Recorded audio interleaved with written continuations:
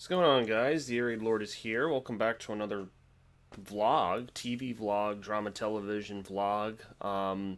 Because this is not actually a review for The Walking Dead, it's actually to discuss the finale of Better Call Saul, and not just a season finale for season 6, but the series finale.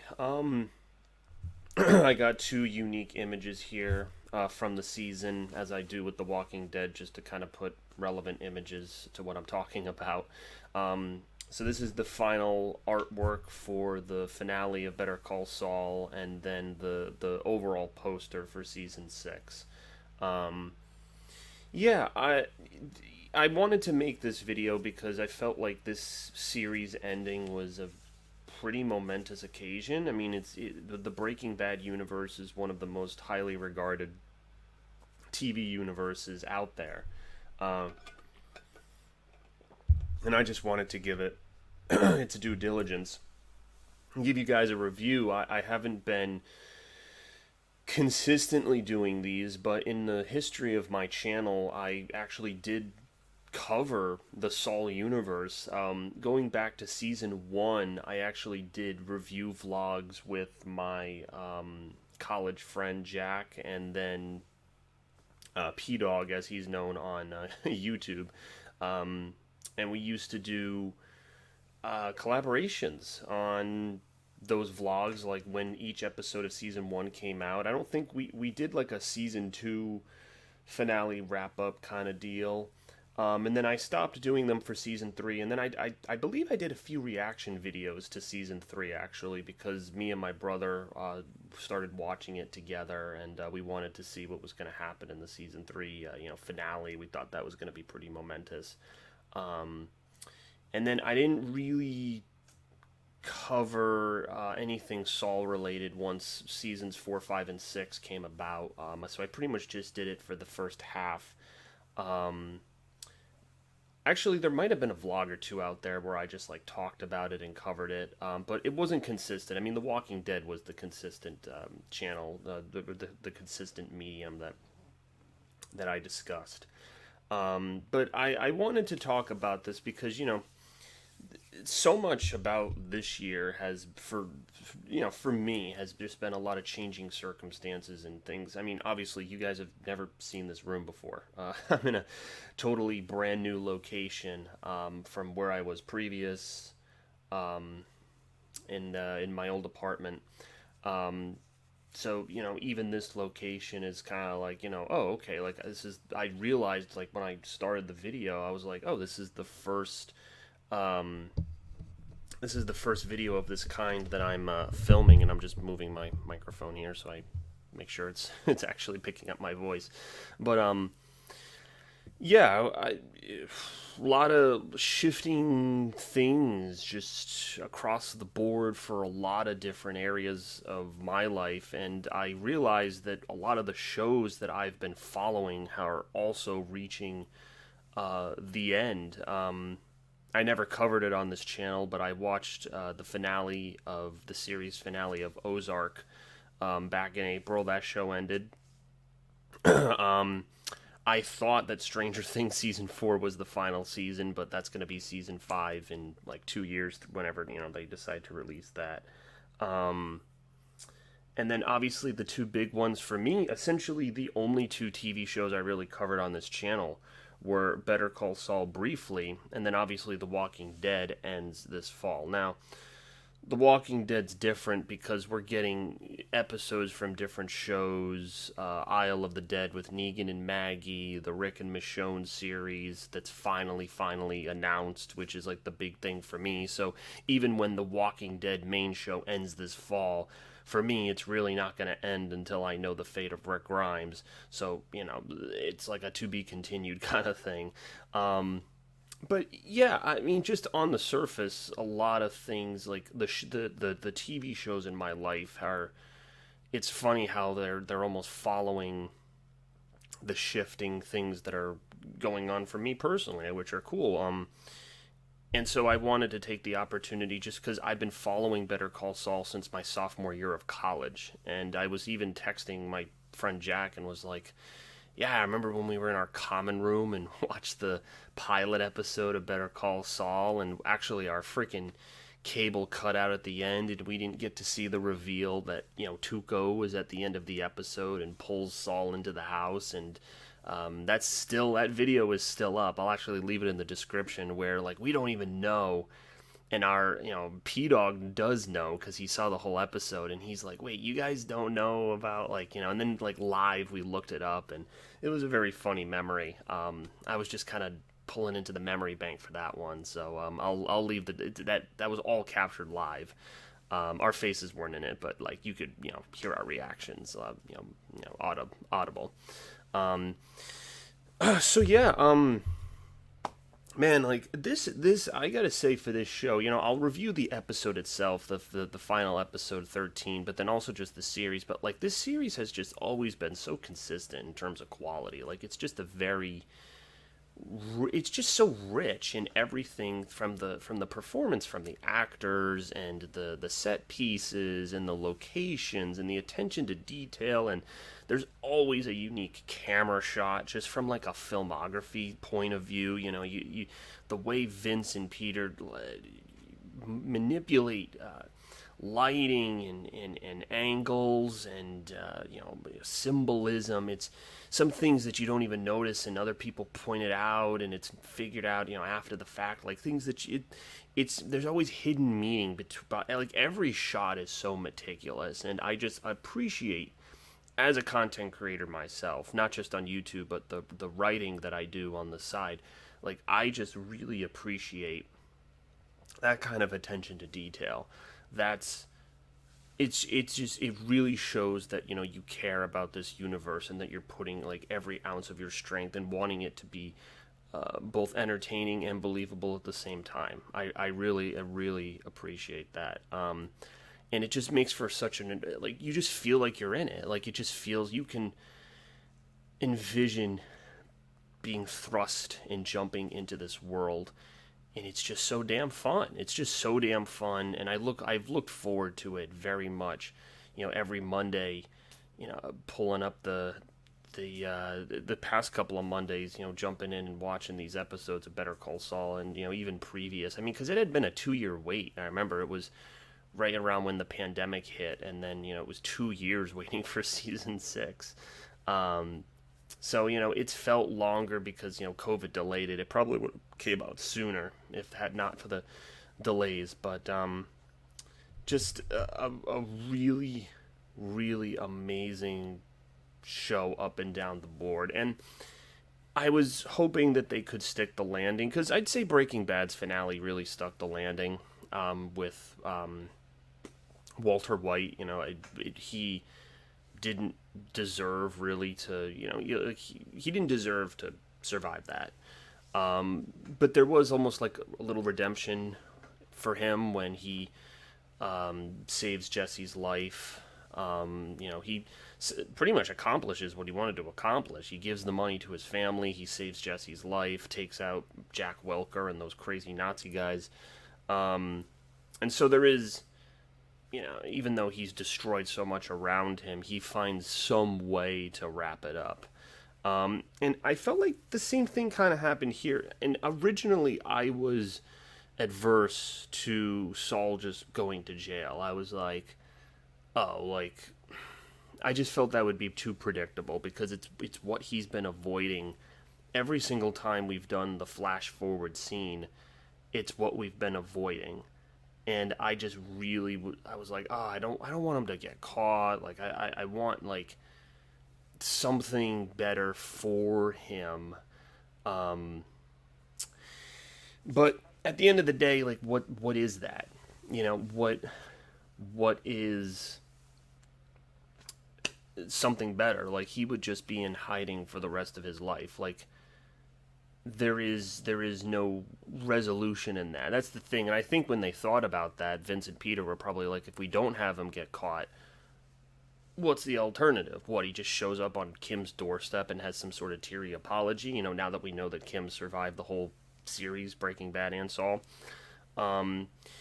So, it made sense that he was captured, but, like, I'm glad the direction they went, where and this is obviously a spoiler for those who haven't watched it, but in the end, Jimmy McGill, guess we won't even call him Saul because at the end of the series, that's how he wants to be known, as Jimmy, does redeem himself. And it was in his own unique way. Like it reminded me of the ending of Breaking Bad, but only from the perspective that the main character was able to redeem a very nasty situation in some way.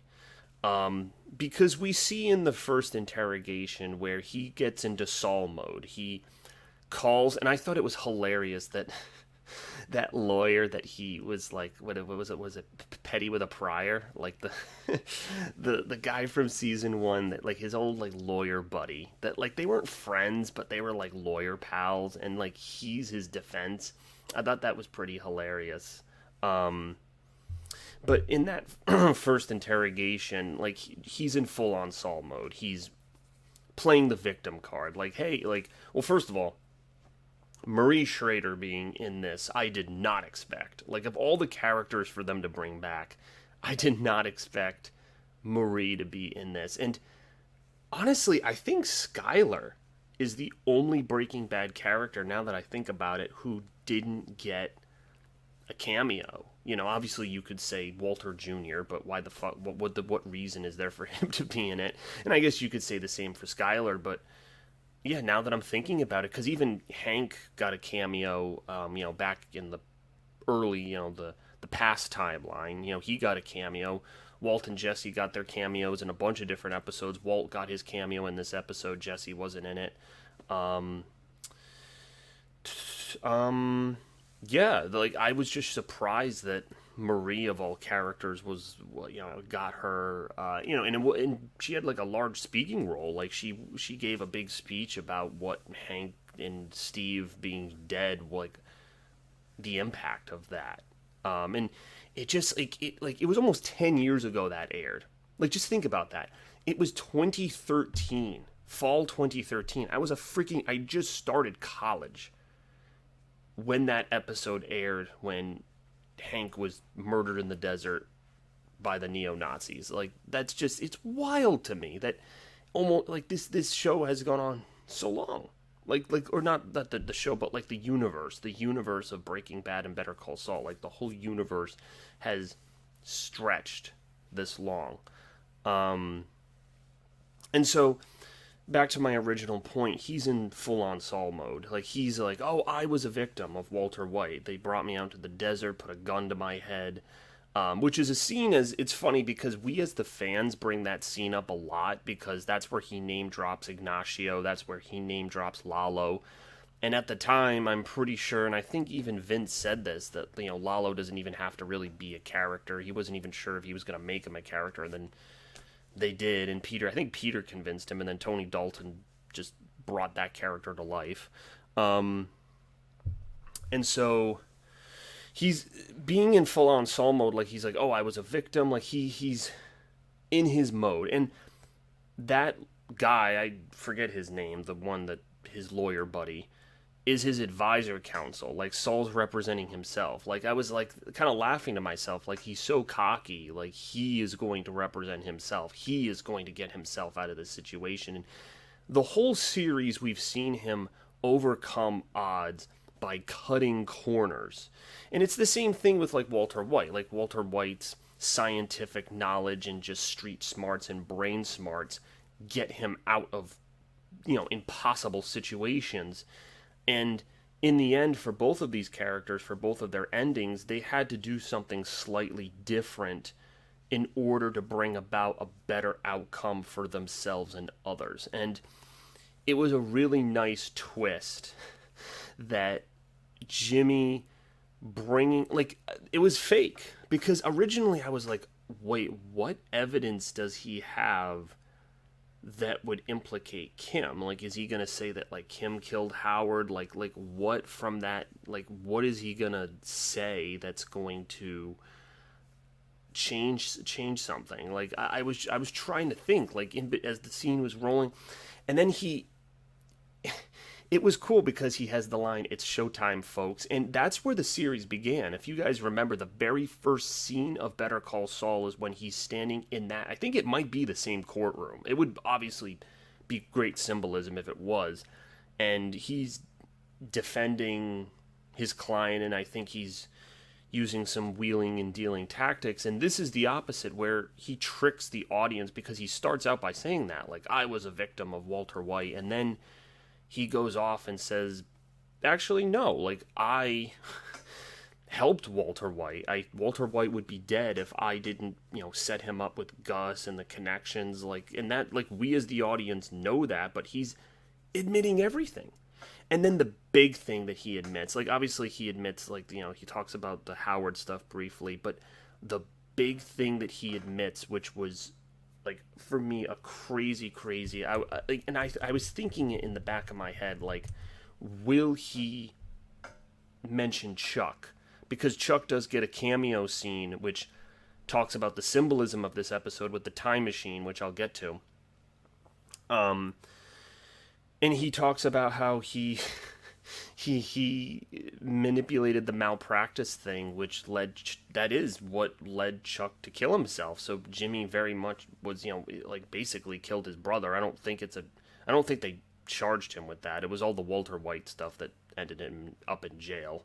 But I think he was just like, I've got nothing to, like, he wanted to let it off his chest. And it was really nice because he kept looking back at Kim, and I think it was a very similar scene to when Jim, at the end of season 4, where Jimmy is giving his appeal statement, and he talks about Chuck, and he talks about the letter, and it's a very emotional speech from the heart. Kim's tearing up, the board members are tearing up, and then at the end he's like, "Oh, did you see those suckers?" Like, it was all an act. It was all Saul just using his tactics to spin it.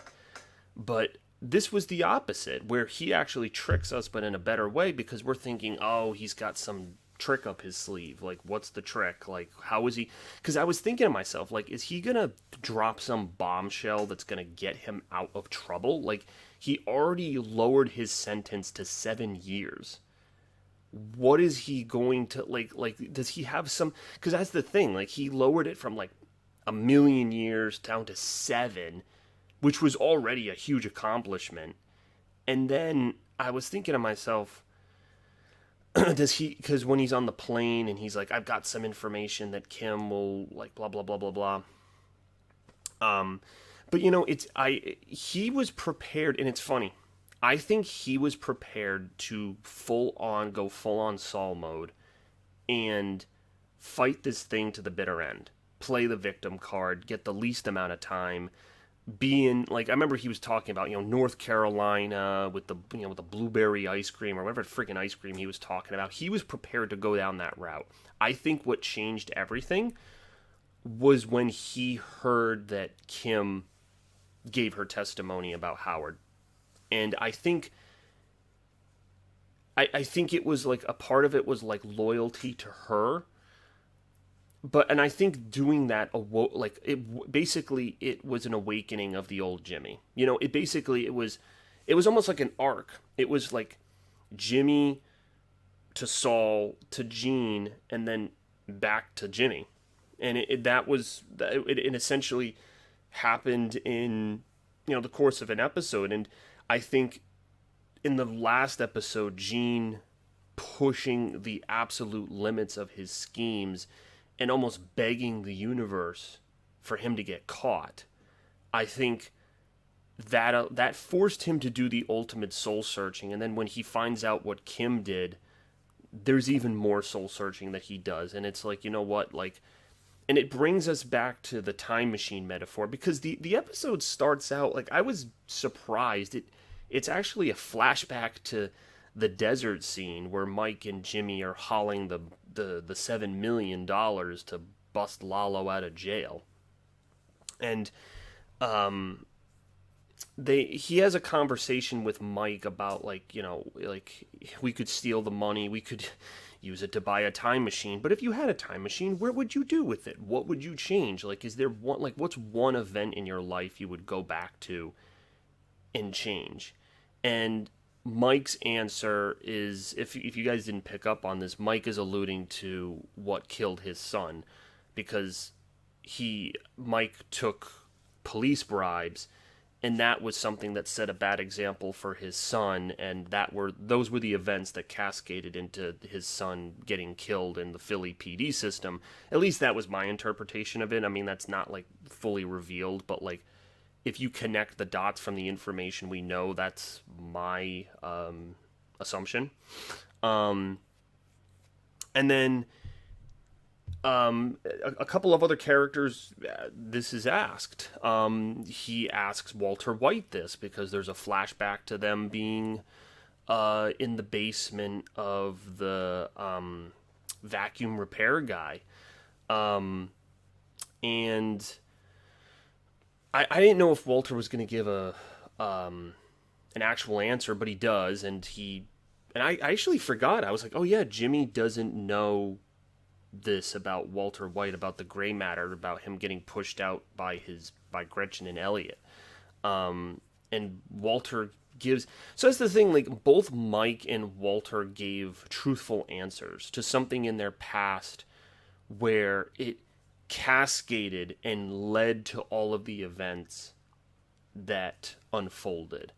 And in my opinion, I think, Jimmy keeps avoiding that question because he says to Mike, like, oh, I would go back and become like, invest money in Warren Buffett's company and then become a trillionaire, and it was all about the money. His answer to Walter was more like, oh, like, I could have gone back and, represented you in that case. Like, you should have came to me, and, like basically like an alternate history where, like, Saul was this big king lawyer, but, like, in a more legal way. But I think we see the scene. I don't think he actually states what he would go back in time and undo, but I think it's this, like, at what point what he would do it at. But I think we see it. It's the scene with Chuck. And I'm so glad that we got another scene with Chuck. Like, I think he was such a pivotal character, even though he was only in the show for the first half, the 3 seasons, and then he had occasional cameos.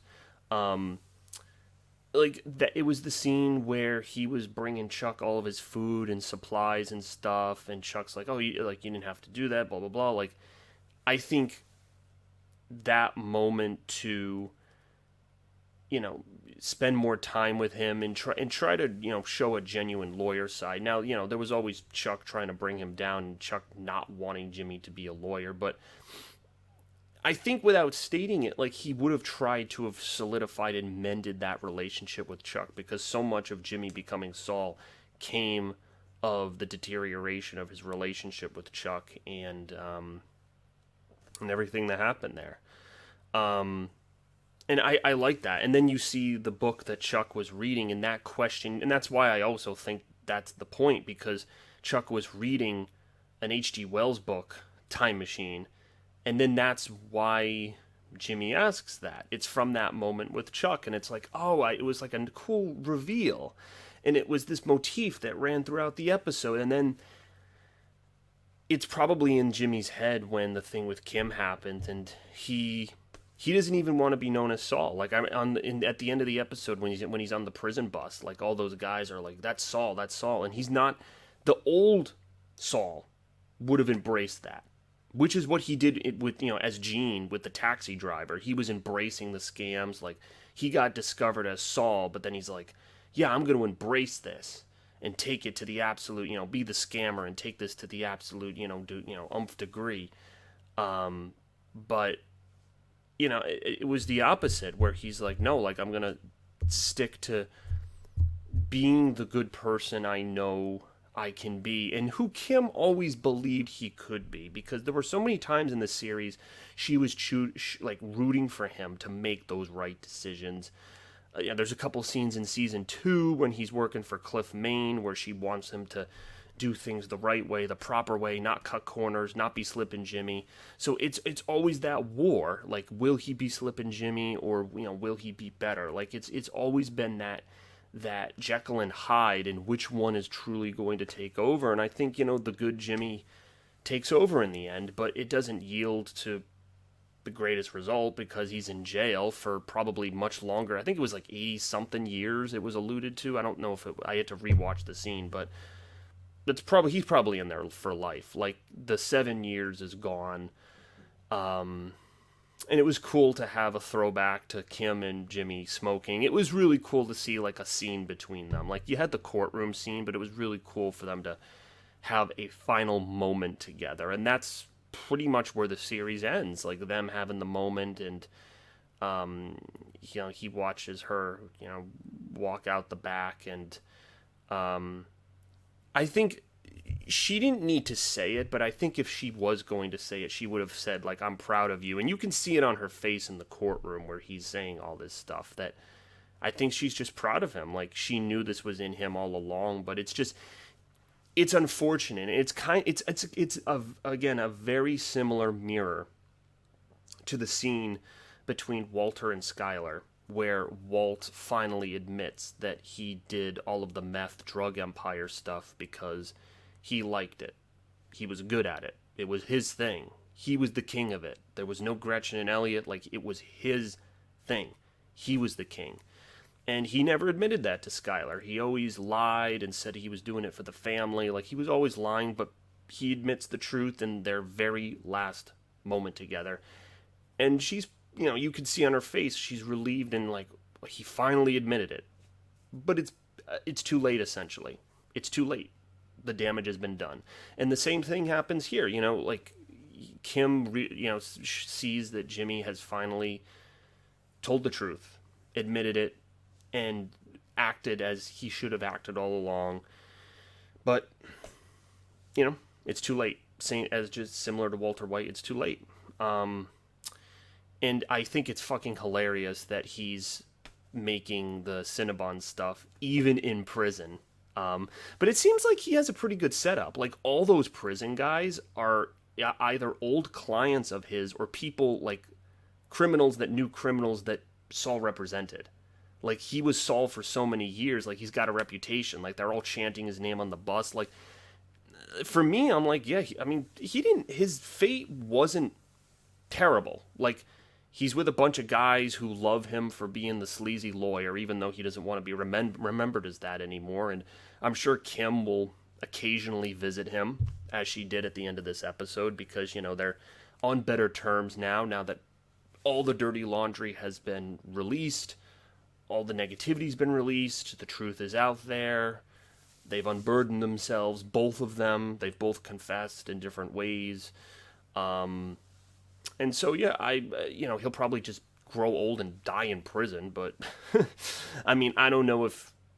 See, like, I was actually confused. Like, when Kim visited Jimmy, because she had, like, her briefcase, I was like, is she going to, like, try to represent him and get him, like, a lower sentence? Like, that was my thinking. Like, she was proud of him for finally telling the truth, and she's, like, almost, like, rewarding him. Like, okay, I'm going to try to get him a lower sentence somehow. Like, that was my initial thought, but no, I guess it's just, because, like, even if he got a lower sentence and was let out of prison, like, he's never going to be a lawyer again. Like, the best fate you would want for him is to be the good Samaritan lawyer that, like another Chuck McGill or somebody that's, like, honestly using the law and not manipulating it like Saul was. But there's no hope of that. Like, even if he was let out of prison in 7 years, the bar association, like, he'd never be allowed to be a lawyer ever again. So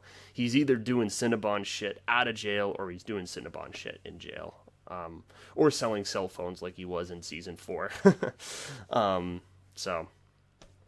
But yeah, I think the ending had a lot of flashes to how the Breaking Bad finale ended, and I liked that. I liked that we had that.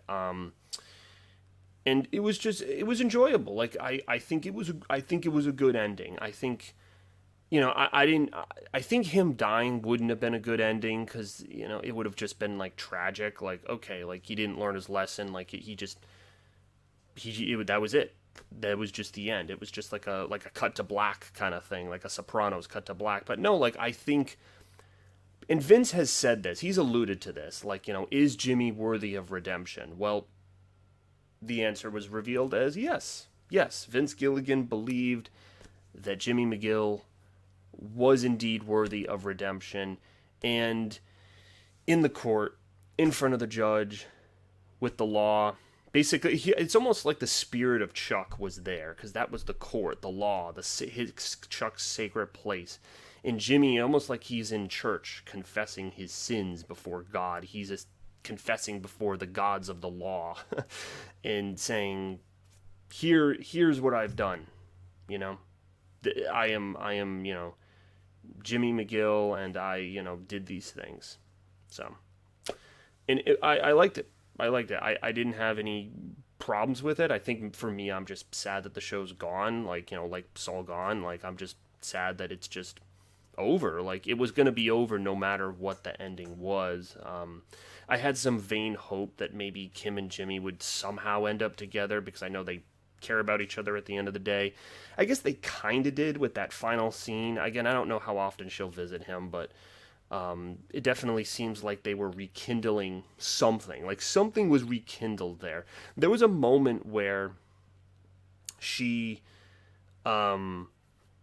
like peeks out, like when the door closes and she's peeking out the window of the cell door, like, and she turns back to Jimmy. I thought for a moment she was gonna like try to kiss him or something. I mean, that wouldn't have made sense, but like there was a moment of almost sexual tension where they were kind of like, there was both this joy from seeing the other person, and especially after what he had done in court. So, it was a really nice moment. I think that's like as close to a happy finale between the two as we're possibly going to get. So, it's an amazing show, man.